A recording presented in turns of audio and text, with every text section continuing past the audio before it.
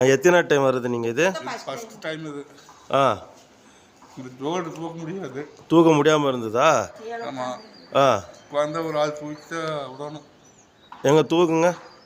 இப்போ முடியுதா? உட்காந்தா எந்திரிக்க முடியாது. உக்காந்தா கூட முடியாதா? ஆள் தூக்கி கொடுத்தா தான் எந்திரிக்க முடியும். ஆ, யூரின் போனால் அப்போவே போயிடணும், இல்லை காலோடு போயிடு.